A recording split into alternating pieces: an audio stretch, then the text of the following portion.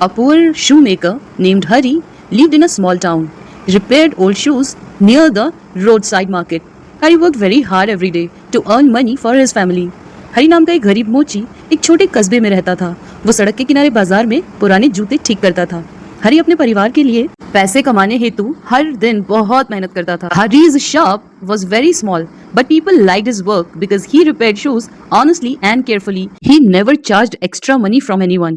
हरी की दुकान बहुत छोटी थी, लेकिन लोग उसका काम पसंद करते थे क्योंकि वो जूते ईमानदारी और सावधानी से ठीक करता था। वो कभी किसी से ज्यादा पैसे नहीं लेता था।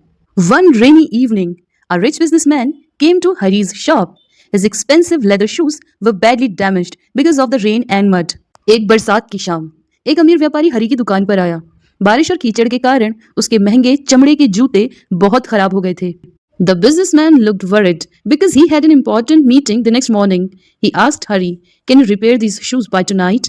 व्यापारी बहुत परेशान लग रहा था क्योंकि अगली सुबह उसकी एक महत्वपूर्ण मीटिंग थी। उसने हरी से पूछा, "क्या तुम आज रात तक ये जूते ठीक कर सकते हो?" Hari carefully checked the shoes and said, "Yes, sir. I will try my best." The businessman thanked him and quickly left the shop. हरी ने ध्यान से जूतों को देखा और कहा, "हाँ साहब, मैं पूरी कोशिश करूंगा।" व्यापारी ने उसे धन्यवाद दिया और जल्दी से दुकान से चला गया। That night, heavy rain started again. Most shops in the market closed early, but Hari continued working under a small dim light. उस रात फिर से तेज बारिश शुरू हो गई। बाजार की ज्यादातर दुकानें जल्दी बंद हो गईं, लेकिन हरी एक छोटी सी हल्की रोशनी में काम करता रहा। Hari repaired the shoes very carefully. He polished them until they looked almost new. It took him many hours to finish the work. हरी ने जूतों को बहुत सावधानी से ठीक किया। उसने उन्हें इतना चमकाया कि वे लगभग नए जैसे दिखने लगे। काम पूरा करने में उसे कई घंटे लग गए।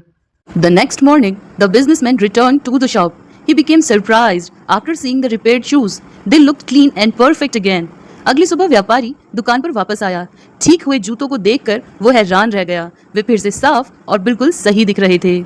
The businessman happily wore the shoes and took out his wallet, but suddenly he received an urgent phone call and left the shop in a hurry.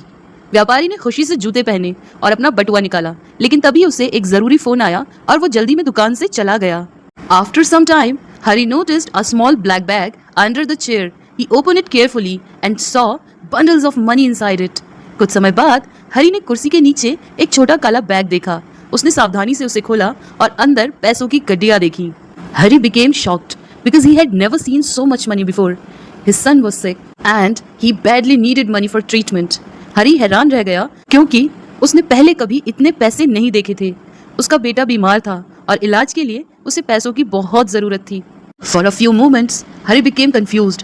Then he looked at his old tools and quietly said, "Wrong money can never bring peace." कुछ पलों के लिए हरी उलझ गया।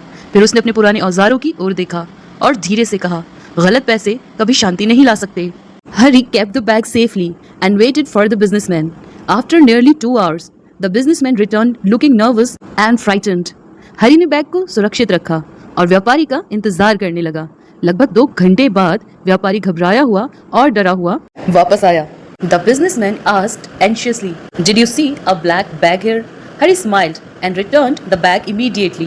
व्यापारी ने घबराकर पूछा, "क्या आपने यहाँ एक काला बैग देखा?" हरी मुस्कुराया और तुरंत बैग लौटा दिया। The businessman quickly checked the bag and found everything safe. He became emotional and thanked Hari again and again. व्यापारी ने जल्दी से बैग देखा और सब कुछ सुरक्षित पाया। वो भावुक हो गया और बार-बार हरी को धन्यवाद देने लगा। The businessman offered a large reward, but Hari politely refused. He said, "I only return what belongs to you." व्यापारी ने बड़ा इनाम देने की कोशिश की, लेकिन हरी ने विनम्रता से मना कर दिया। उसने कहा, "मैंने सिर्फ वही लौटाया है जो आपका था." The businessman deeply respected Hari's honesty. A few days later, he helped Hari open a bigger shoe shop in the market. व्यापारी हरी की ईमानदारी से बहुत प्रभावित हुआ। कुछ दिनों बाद उसने बाजार में हरी की एक बड़ी जूते की दुकान खोलने में मदद की। Slowly, Hari's life started changing. His son received proper treatment and his family finally lived a happier life. धीरे धीरे हरी का जीवन बदलने लगा। उसके बेटे का अच्छा इलाज हुआ और उसका परिवार आखिरकार खुशहाल जीवन जीने लगा। Hari understood one important truth in life. Honesty may take time, but it is always brings respect and happiness. हरी ने जीवन की एक महत्वपूर्ण सच्चाई समझी। ईमानदारी भले ही समय ले, लेकिन वो हमेशा सम्मान और खुशी लाती है। तो साथियों, अब इस कहानी के वर्ड मीनिंग्स को एक बार जल्दी से देख लेते हैं। तो शू मेकर या कॉबलर का मतलब होता है मोची या जूते बनाने वाला। रोड साइड यानी सड़क के किनारे। अर्न का मतलब होता है कमाना, ऑनेस्ट का मतलब होता है ईमानदार, ऑनेस्टी का मतलब होता है ईमानदारी, और ऑनेस्टली होता है ईमानदारी से। केयरफुल यानी सावधान, और केयरफुल यानी सावधानी से। एक्स्ट्रा यानी कि ज़्यादा या अतिरिक्त। बिजनेसमैन व्यापारी या कारोबारी को कहते हैं। एक्सपेंसिव का मतलब होता है महंगा। डैमेज मतलब खराब, डैमेज्ड मतलब खराब हो गया, क्षतिग्रस्त हो गया। वरिड मतलब परेशान या चिंतित। डिम मतलब हल्की या धुंधली। पॉलिश्ड यानी कि चमकाना या चमकाया। सरप्राइज मतलब हैरान, सरप्राइज मतलब हैरान या आश्चर्यचकित रह जाना। अर्जेंट मतलब ज़रूरी या आवश्यक। इन अ हरी मतलब जल्दबाजी में। नोटिस्ड यानी कि ध्यान देना या देखना। बंडल यानी गड्डी, बंडल्स यानी गड्डियाँ। ट्रीटमेंट यानी कि उपचार या इलाज या चिकित्सा। कंफ्यूज्ड का मतलब होता है उलझन में। पीस का मतलब होता है शांति या सुकून। एंजाइटी का मतलब होता है घबराहट। एंशियसली यानी कि घबराकर या व्याकुलता से। इमोशनल का मतलब होता है भावुक होना। रिवॉर्ड यानी इनाम या पुरस्कार। रिफ्यूज यानी कि इनकार कर देना या मना कर देना या अस्वीकार कर देना। तो रिस्पेक्ट का मतलब होता है सम्मान, और रिस्पेक्टेड का मतलब होता है आदर करना या सम्मान करना, या सम्मान किया या आदर किया। ऑनेस्टी का मतलब होता है ईमानदारी, और ऑनेस्ट का मतलब होता है ईमानदार।